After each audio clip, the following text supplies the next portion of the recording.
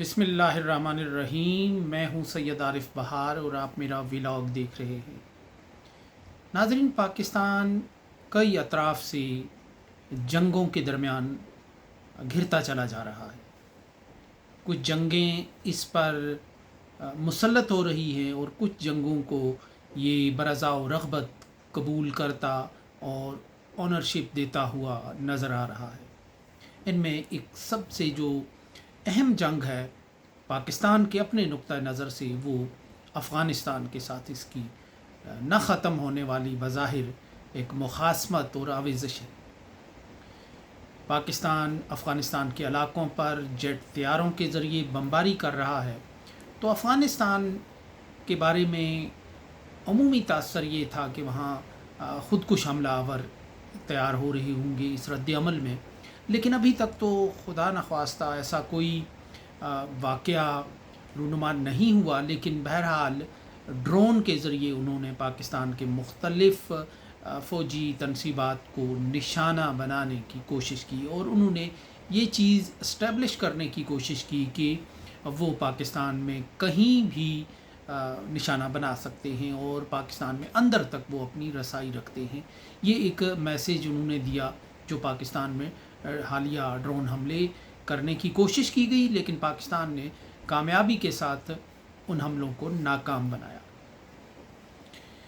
اس کے بعد یعنی جب افغانستان کی طرف سے ایک رد عمل ایک واضح شکل میں سامنے آیا، تو چین کے وزیر خارجہ نے پاکستان میں بھی اپنے ہم منصب سے بات کی، اور اس کے بعد انہوں نے افغانستان میں جو ان کے ہم منصب ہیں امیر خان متقی، ان کے ساتھ بات چیت کی۔ تو پھر چینی نیوز ایجنسی زنہوا نیوز نے ہی یہ خبر ریلیز کی کہ چینی وزیر خارجہ وانگ جی نے امیر خان متقی کے ساتھ بات چیت کرتے ہوئے کہا کہ افغانستان ان دونوں ملکوں کے درمیان تصادم میں غیر جانبدار رہے گا، اور وہ چاہتا ہے کہ اس خطے میں اسٹیبلٹی آئے، ترقی ہو، امن ہو، اور اس کے لیے بات چیت ہی حل ہے۔ اور دونوں ملکوں یعنی پاکستان اور افغانستان کے درمیان جو جنگ ہے وہ علاقائی امن و استحکام کے لیے ایک خطرہ ثابت ہو سکتی ہے۔ تو اس لیے انہوں نے اپیل کی کہ جنگ روکیں اور مذاکرات کی میز پر آئیں، اور چین کی طرف سے ایک ثالثی کی پیشکش بھی موجود ہے اور اس کی کوششیں بھی درپردہ ہو رہی ہیں۔ تو یہ ایک اہم سٹیٹمنٹ اس وقت آیا جب افغانستان نے بھی رد عمل دکھانے کی، ایک اپنے مسل دکھانے کی ایک ریہرسل کی، گو کہ یہ ابھی ناکام رہی، لیکن بہرحال ایک انہوں نے کوشش کر دکھائی اپنی طرف سے کہ ایسا بھی ہو سکتا ہے۔ اور یہ ایک ایسے وقت میں سامنے آیا کہ جب ایک ڈیلیگیشن کے بارے میں بھی کہا جاتا ہے کہ پاکستان کی طرف سے جو افغان طالبان کے سابق جہادی دوست ہیں، جن میں مولانا فضل الرحمن خلیل ایک شخصیت ہوتی تھی جو پہلے حرکت المجاہدین کے پلیٹ فارم پہ نظر آیا کرتی تھی 90 کی دہائی میں کشمیر میں، بعد میں جب اس پر پابندی لگی تنظیم پر تو حرکت الانصار کے نام سے ایک تنظیم قائم ہوئی، اس کے پلیٹ فارم سے پھر یہ سرگرم رہے۔ میں نے اپنے 90 کی دہائی میں کئی مرتبہ ان کے انٹرویوز کیے ہیں، اور یہ ایک بڑے سخت گیر قسم کے جہادی، لیکن بہرحال عام اور عمومی رویہ ان کا بڑا ڈاؤن ٹو ارتھ ہوتا تھا۔ اسی طرح دوسرے جو سابق جہادی ہیں وہ آزاد کشمیر کے سابق وزیر اطلاعات پیر مظہر سعید ہیں، اور جو اس وقت بھی قانون ساز اسمبلی کے رکن ہیں۔ غالباً جیش محمد کے ساتھ ان کا تعلق رہا ہے، بڑے معروف اپنے دور میں کمانڈر رہے ہیں، اور وہ ان کو بھی اس ڈیلیگیشن میں بھیجا گیا ہے۔ تیسرے کوئی محمد ساجد صاحب ہیں، تو ان کے ساتھ مجھے آئیڈیا نہیں ہے کہ وہ بھی جہادی تو ہیں، لیکن ان کے کوئی زیادہ اس حوالے سے شہرت نہیں ہوئی، نہ ان سے کبھی ملاقات ہوئی ہے۔ تو اس طرح یہ 3 رکنی وفد جو ہے وہ ایک جہادی اثر رسوخ کے استعمال کرنے کے لیے، اپنا پرانا تعلق واسطہ استعمال کرنے کے لیے کابل میں موجود تھا، اور ابھی بھی کوئی ایسی اطلاعات نہیں ہیں کہ کیا یہ کابل سے واپس آیا ہے یہ ڈیلیگیشن یا وہیں موجود ہے۔ تو ایسے میں جو کشیدگی ہے وہ اس کا اونٹ کسی کروٹ بیٹھتا ہوا ہمیں نظر نہیں آ رہا، لیکن جو چینی وزیر خارجہ کا جو رابطہ ہے دونوں ملکوں کے وزرائے خارجہ کے ساتھ، اور اس کے بعد جو سٹیٹمنٹ جاری کیا ہے اس کی بڑی سگنیفیکنس ہے۔ چین اس ریجن کا سب سے بڑا پلیئر ہے، اور چین پاکستان اور افغانستان دونوں میں برابر سرمایہ کاری کر رہا ہے، بلکہ پاکستان میں چند برس سے جو چینی سرمایہ کاری سے چلنے والے منصوبے تھے یا جو بڑھنے والے منصوبے تھے وہ تو فی الحال ٹھپ ہو کر رہ گئے ہیں، کیونکہ سی پیک ان میں سب سے بڑا منصوبہ تھا اور گوادر پورٹ ایک اہم منصوبہ تھا۔ لیکن جب سے ان جگہوں پر حملے ہوئے چینی انجینئرز پر، اور بڑے پراسرار قسم کے حملے ہوئے، تو اس کے بعد سے تقریباً چینی منصوبوں پر کام ٹھپ ہو کر رہ گیا ہے۔ اس کے برعکس افغانستان میں چین کی سرمایہ کاری نہ صرف پاکستان سے زیادہ ہے، وہ بلکہ وہاں وہ ان کے جو پروجیکٹس ہیں وہ پھل پھول رہے ہیں، وہ تیزی سے آگے بڑھ رہے ہیں، کیونکہ افغانستان میں امن ہے داخلی طور پر۔ جو افغانستان میں ایک یہ فورسی کیا گیا تھا، یا جو ایک تاثر تھا کہ امریکی افواج کے انخلا کے بعد ہمیشہ کی طرح افغان آپس میں لڑیں گے، تاجک کے ازبک ایک طرف ہو جائیں گے، پشتون دوسری طرف ہو جائیں گے، اور ایک خانہ جنگی ہو جائے گی، اور اسی لیے امریکہ جو ہے اپنا اسلحہ چھوڑ کر بھاگا تھا کہ یہ خانہ جنگی ایسے ہی ہوگی جیسے 90 کی دہائی کے آغاز پر گلبدین حکمت یار اور استاد ربانی کے درمیان جو جنگ ہوئی تھی، جمعیت اسلامی اور حزب اسلامی کے درمیان، کہ جن میں روس کا اسلحہ اور امریکہ کا دیا ہوا اسلحہ ہی ایک دوسرے کے خلاف استعمال ہوا تھا، اور ایک دوسرے پر تباہ کن حملے ہوئے تھے، اور یہ خانہ جنگی پھر اس کا اونٹ کسی کروٹ نہیں بیٹھ سکا تھا۔ بالکل اسی طرح ان کا خیال تھا بگرام ایئر بیس میں اپنا ساز و سامان، اپنے جوتے، اپنی پتلونیں چھوڑ کر جب وہ بھاگ نکلے اچانک، اور اشرف غنی کو بھی حیرت ہو گئی کہ یہ کیا ماجرا ہو گیا کہ جنگل کا جنگل ہرا ہو گیا رات کی رات میں، وہ بتائے بغیر ہی چھوڑ کر چلے گئے۔ تو ان کا یہ جو سٹائل تھا نکلنے کا، کہ کوئی متبادل انتظام کیے بغیر، کوئی متبادل ڈھانچہ تشکیل دیے بغیر نکلنا، تو یہ اسی بات کا عکاس تھا۔ وہ یہی چاہتے تھے کہ حکمت یار اور ربانی کی طرح طالبان لڑتے رہیں، آپس میں لڑتے رہیں، قندھاری گروپ اور کابلی گروپ اور تاجک ازبک بھی اس میں شامل ہو جائیں، اور یوں ایک کھچڑی پکتی رہے، اور جو اسلحہ ہے وہ ایک دوسرے پر ہی وہ استعمال کرتے ہوئے یہ پروانہ خود اپنی آگ میں جل کر راکھ ہو جائے۔ لیکن یہ منصوبہ چونکہ ناکام ہو گیا، یہ تھیوری ناکام ہو گئی، اور چونکہ شمال سے جو چیلنج ہمیشہ پشتون فورسز کو ملتا تھا، اس کی بیکنگ امریکہ رشیا کرتا تھا، اس کی بیکنگ رشیا کے زیر اثر جو وسط ایشیائی ممالک تھے جن کے وہاں نسلی اور لسانی مفادات تھے، مثلا تاجک ازبک وغیرہ،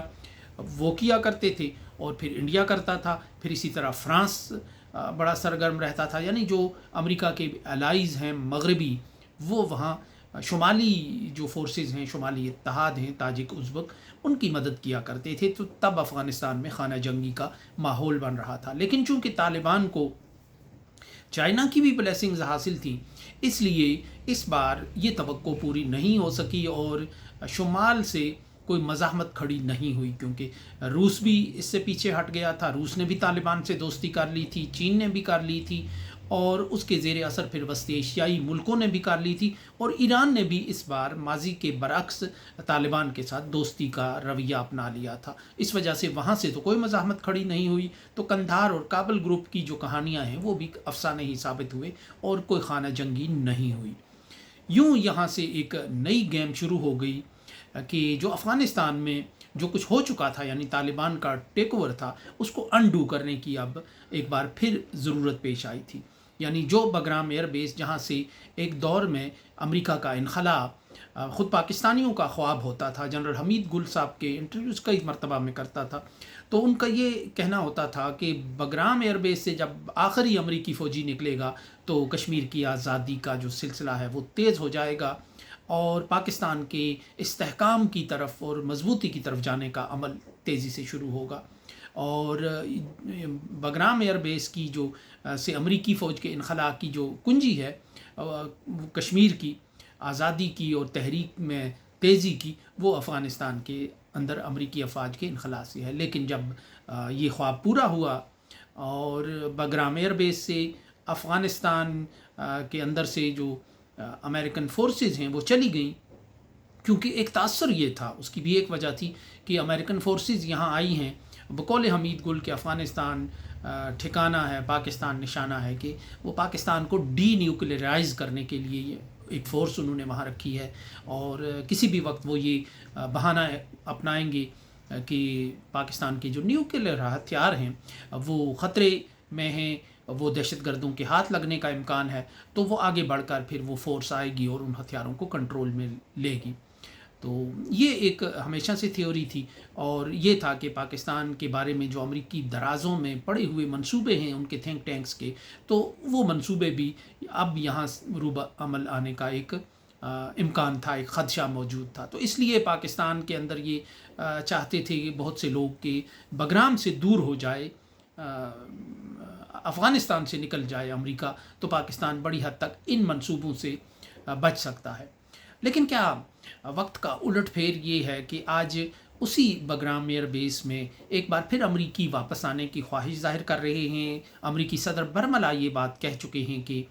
وہ بگرام ایئر بیس میں آنا چاہتے ہیں، اور اس بار وہ کوئی لگی لپٹی رکھے بغیر یہ کہہ چکے ہیں کہ ان کے آنے کا مقصد چین پر نظر رکھنا ہے، اور چین کے ایٹمی ہتھیاروں پر، یہ اس سے بھی زیادہ خطرناک ہے کہ چین کے ایٹمی ہتھیاروں پر نظر رکھنا ہے۔ تو اب کہانی تو بڑی حد تک ٹرمپ نے خود کھول کر رکھ دی ہے۔ تو ایسے میں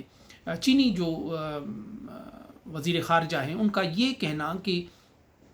چین پاکستان اور افغانستان کے درمیان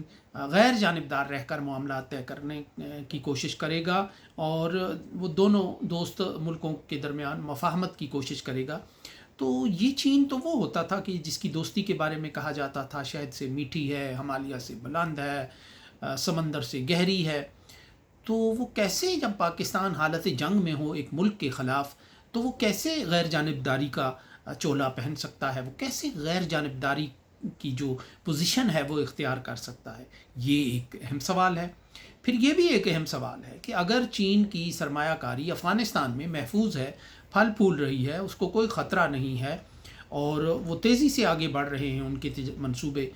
تو پاکستان میں یہ اس سرمایہ کاری کو تالا کیوں لگ گیا؟ اس کے گاڑی کے ٹائر کیوں پنچر ہو گئے؟ اور پاکستان میں چینی اہداف جو منصوبے ہیں وہ کیوں ہدف بنے دہشت گردوں کا، ایسے دہشت گردوں کا جن کے بارے میں پاکستان کا یہ موقف ہے کہ وہ افغانستان میں پناہ لیے ہوئے ہیں، افغانستان سے وہ ڈیورنڈ لائن عبور کر کے پاکستان میں داخل ہوتے ہیں اور یہاں وہ دہشت گردی پھیلاتے ہیں۔ تو چین کیا اپنا انفلوئنس استعمال نہیں کر سکتا تھا طالبان حکومت پر کہ وہ ان دہشت گردوں کو جو پاکستان میں ہماری سرمایہ کاری کو نشانہ بناتے ہیں ان کو کنٹرول کرے، اور ان کو وہ لگام دے، ان کو روکے دہشت گردی سے؟ تو یہ ایک معمہ ہے، یعنی ایک معمہ ہے سمجھنے کا، نہ سمجھانے کا، کہ اس ملک میں چین کی سرمایہ کاری ہوتی ہے تو وہاں کوئی حملے نہیں ہوتے، لیکن پاکستان میں چینی سرمایہ کاری پر حملے ہوتے ہیں، اور وہی ملک کرتا ہے جہاں چین سرمایہ کاری کر رہا ہے۔ یعنی ایک ملک میں بھی چینی سرمایہ کاری ہو رہی ہے اور دوسرے ملک میں بھی چین کی سرمایہ کاری ہو رہی ہے۔ تو یہ ایک طرفہ تماشا ہے کہ جس گورکھ دھندے کو، جس